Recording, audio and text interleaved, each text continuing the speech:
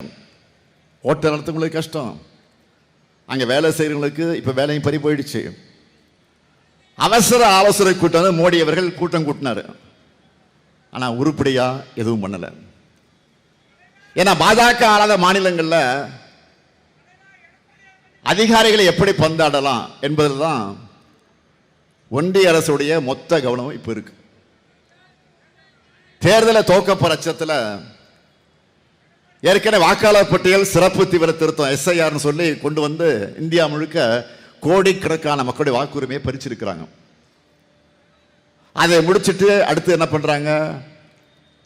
தமிழ்நாட்டில் தங்களுக்கு சாதகமான அதிகாரிகள் நியமிச்சு தேர்தலில் தில்லுமுள்ளு பண்ணலான்னு பார்க்குறாங்க. எத்தனையோ தேர்தல்களை தமிழ்நாடு பார்த்துருக்கு. அமைதியான தேர்தலுக்கு தமிழ்நாடு தான் பெஸ்ட் எக்ஸாம்பிள்.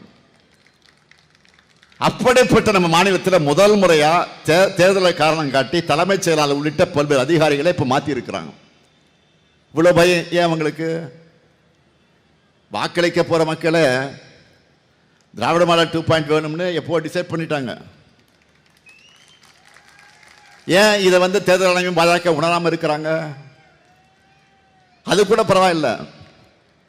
நிறைய கட்டுக்கதைகளை சொல்லிட்டு நப்பாசையில் அலைகிறாங்க. இப்படித்தான் 2021 தேர்தலப்போ முதலமைச்சர் ஆகிற யோகம் ஸ்டாலினுக்கு இல்லைன்னு சொல்லிட்டு திரிஞ்சாங்க. சொன்னாங்கல்ல, கட்டம் சரியில்லை சொன்னாங்கல்ல. யோகத்தினமே சும்மா இருப்பவனா இந்த ஸ்டாலின்? அதிர்ஷ்டம் இல்லைன்னு அழுத்துக் கொள்பவனா இந்த ஸ்டாலின்? நான் யோகத்தை நம்புறவன் அல்ல, என்னுடைய உழைப்பை நம்புறவன்.